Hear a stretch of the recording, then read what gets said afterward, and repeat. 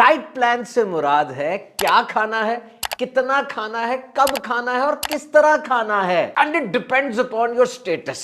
ये आपके स्टेटस पे डिपेंड करता है। सेहतमंद है कि मरीज है तो किस मर्ज का शिकार है, जवान है कि बूढ़े हैं, इसी हिसाब से डाइट प्लान बनता है। यानी खाने का एक ऐसा शेड्यूल बना लिया जाए कि जिस्म को ग़िज़ाइयत मिले। तो रमजान के अंदर भी एक मुकम्मल डाइट प्लान होता है। याद रखिए, रमजान के अंदर सहरी और इफ्तार में आम तौर पे सबकी पसंद का ख्याल रखा जाता है और नित नए पकवान, नित नई तरकीबें, ये सब कुछ करना हमारी रवायात का हिस्सा है। और हाँ, सारे दिन की भूख प्यास का ये मतलब नहीं कि अब इफ्तार और सारी रात नॉन स्टॉप खाते चले जाओ। वैसे जब भूख लगे हम तब खाना नहीं खाते, बल्कि टाइमिंग फिक्स है। दोपहर हो गई खाना खा लो, शाम हो गई शाम की चाय पी लो, फलां के घर से खाना आया है खा लो, अपने घर खाना बच गया है खा लो, फलां के घर बैठे हैं अब जो कुछ उससे दिया खाना पड़ेगा।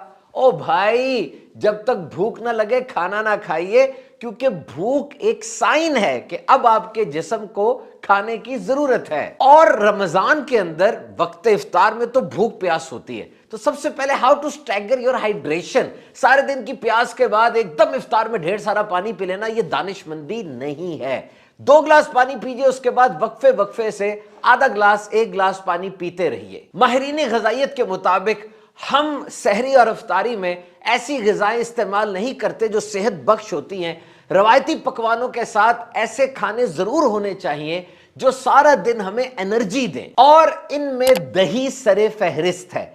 याद रखिए, दही और दूध से बनी हुई दीगर चीजें, ये मिल्क प्रोटीन हमारे मैदे में ज्यादा देर तक रहती है और देर तक हमें भूखे रहने का एहसास नहीं होता। और दही के अंदर ऐसे अज्जा होते हैं जो पानी की तलब को कम करते हैं, क्योंकि उसमें पोटेशियम ज्यादा होती है और सोडियम बहुत कम होता है। कुछ लोग दही में चीनी और दीगर चीजें डाल लेते हैं, ना डालें, बल्कि दही को प्योर फॉर्म में इस्तेमाल करें तो ज्यादा फायदा होगा। सब्ज इलायची और पुदीने के पत्ते प्यास को तो कम नहीं करते, लेकिन सारा दिन ताजगी का एहसास दिलाते हैं। सहरी में वही ग़िज़ाएं बेहतर हैं जो आम तौर पे हम नाश्ते में लेते हैं। और चूंकि सारा दिन खाली पेट रहना होता है तो ग़िज़ा में कुछ एहतियात करनी होगी।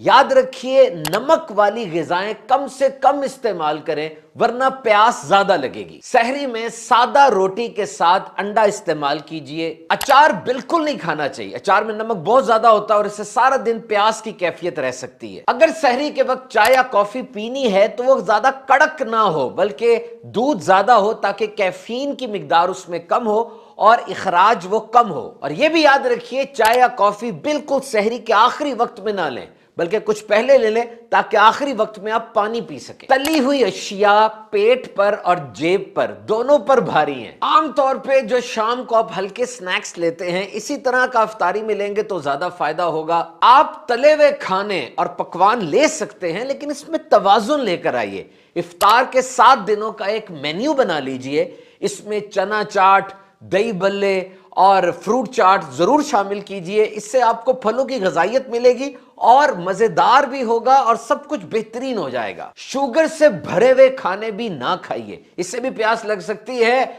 आमतौर पे घर में बनी हुई रस मलाई बेहतरीन मुतबादिल होती है। पकोड़ों और समोसों को खत्म कर दें, ओरिजिनल जंक फूड है, जिस्म को मोटा भी करता है, पेट और आंतों के कामों को मुतासिर भी करता है। और इस वक्त में यानी इफ्तार में हमें एनर्जी बूस्टर्स चाहिए, एनर्जी रिड्यूसर्स नहीं चाहिए, जो ताकत को बढ़ाए ना कि ताकत को कम करे। इफ्तारी में ज्यादा ठंडे मशरूबात पेट के लिए नुकसानदेह हैं। सारे दिन की भूख के बाद इतना ठंडा पानी शरबत अंदर जाएगा, इससे मैदे में दर्द हो सकती है। लस्सी और नींबू पानी सेहत के लिए बेहतरीन है। सहरी हो या इफ्तार, जेब पर भी हल्के हैं, पेट पर भी हल्के हैं। याद रखिए, रमजान वजन को कंट्रोल करने के लिए एक आइडियल महीना हो सकता है।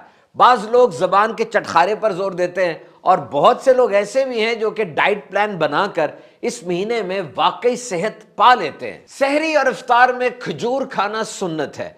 खाली पेट कम से कम 2 खजूरें इफ्तार में जरूर इस्तेमाल कीजिए। तो सहरी में अनाज, डेयरी प्रोडक्ट्स, अंडे, सब्जियां, प्रोटीन्स यानी गोश्त, मुर्गी का हो या मटन, बीफ हो, शहद, शेक्स, लस्सी, जौ, और फिर अपनी पसंद के फलों का इंतखाब कीजिए ताकि आपको आयरन, कैल्शियम और विटामिन का खजाना मिल सके। दरअसल सहरी के वक्त ऐसे खानों को हम चुनाव करते हैं جو آہستہ آہستہ انرجی ریلیز کرتے ہیں، ایک دم سے نہیں ختم ہو جاتے، جیسے لکڑی کو آگ لگائے بھک سے ختم ہو گئی یا ہلکی ہلکی سلگتی رہی، وہ انرجی ریلیز ہوتی رہے گی تو دیر تک کام چل جائے گا۔ رمضان میں غذا کا خاص خیال رکھیں، انشاءاللہ صحت یاب ہو جائیں گے۔